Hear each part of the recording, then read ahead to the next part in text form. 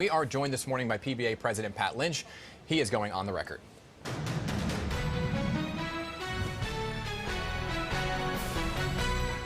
And Mr. Lynch is joining me in person in studio. Good to have you here. Good morning. Thanks for taking the time with us. So let's talk about this, right? Because we're seeing local leaders, Pat, from both sides of the aisle call for changes to really help fight what we are seeing, the crime issues. Last week, Mayor Adams and Governor Kathy Hochul pledging to add 1,200 additional police into the subway system, funded this time by the state for those overtime costs. Let me get your reaction first to that move. Well, the good part is everyone on all sides has recognized that crime is a problem. We know that. Yeah. Walk down the streets or go down the stairs to the subway. You recognize it, you see it, and the numbers speak to it.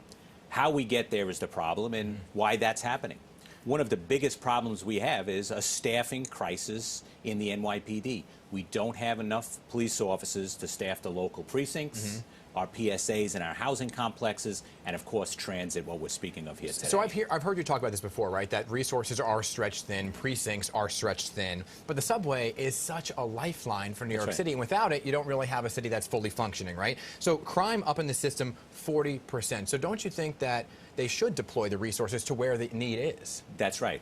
So we have to go back in time a little bit, where we had transit police officers. We had 4,800 transit police officers. Now we have 2,500.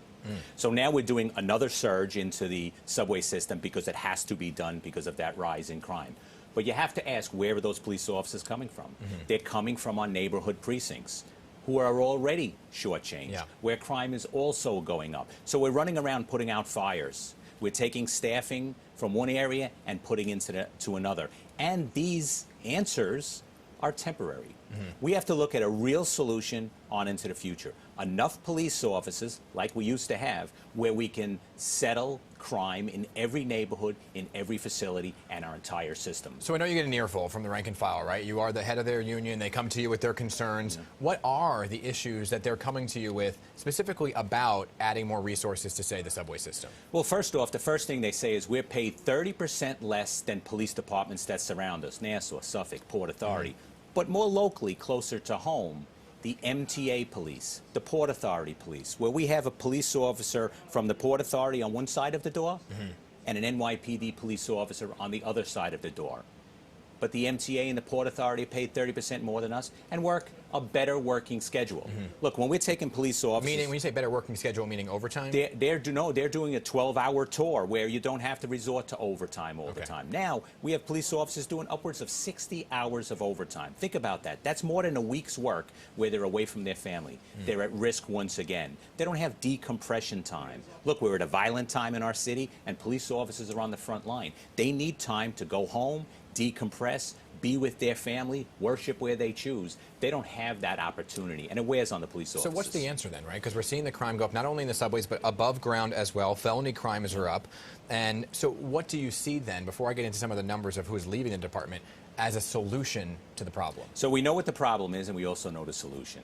The problem is the staffing. How do you fix the staffing? Treat us and pay us as professionals. Create the laws that allow us to do our job properly, whether it's on the subway system or on the street corner. Okay, so let's talk about the numbers then. Just this year, 1,628 officers retired, and 1,400 quit the department. The retirements are usually somewhere in the 1,000 range, but last year, 888 officers quit, so it nearly doubled in just 1 year.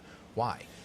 Again, it goes back to the pay, the respect, and what's happening is the city prioritizing law enforcement and prioritizing public safety? Other communities are doing that. So let me interject for a second, because if you're joining the NYPD, you know what the salary is, right? And you know what the demands are. So why join and then quit? So what's happened now is our job become a resume builder. So we go through the best training you can get in the NYPD. You spend some time on patrol. Then other communities come and poach us. They say, look, we'll pay you more, we'll treat you right, we'll allow you to go home and relax and decompress and be with your family. So they get the benefit of being an NYPD police officer in their community because they're prioritizing New York City police officers and the work we do by taking them and having them serve a different community. So when the mayor's point right now to the NYPD is saying, hey, there is help on the way. You just graduated 600 strong as reinforcements. Is that enough for the folks who are leaving? Well, first off, we've lost 1,000.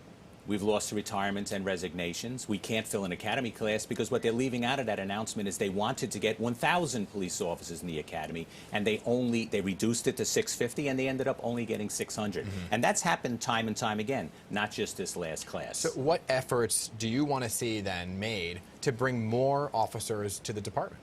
We need to, number one, go to the core of the problem. Treat us like professionals, respect us as professionals, and pay us as professionals. So where does that start? The police officer starting at $42,000, but more importantly, it's their top pay, where you're getting upwards of $150,000 in other departments. Say again? Who sets the salary? The city sets the salary in negotiations. We're in arbitration now to do that, and decisions are being made. They need to make the right decision now so that we can solve this problem, and it can be solved. It's a matter of focusing on the right issues. So the mayor has been very focused on the NYPD, right? He was a former transit cop himself. He has been very open to talking to unions. He's made he doesn't hide the fact that he talks to the unions. What are the conversations with the mayor, and what's your relationship like? Well, the relationship is much better than it was in the past administration. The difference here is we're having real conversations where you have a seat at the table, and the mayor and his staff are actually listening, which was different than the past. You were at the table, but no one was listening. So right now, we're really discussing the problems. Do we agree on everything? And the answer to that is no. But it goes back to what Mayor Koch used to say. If you agree with me 100% of the time, that means you're crazy. Right. But we're at least having the conversations and going in the right direction. Yeah, I mean, the mayor often says 8 million people, 35 million different opinions, right? That's right. But are they open to the idea, because you seem to say that the salary may be one of the big issues, are they open to the idea of looking at that? We're in that process now. The result will tell us if they're open to it. The discussions say they are. Okay, Pat Lynch, thank you for being here to keep us posted.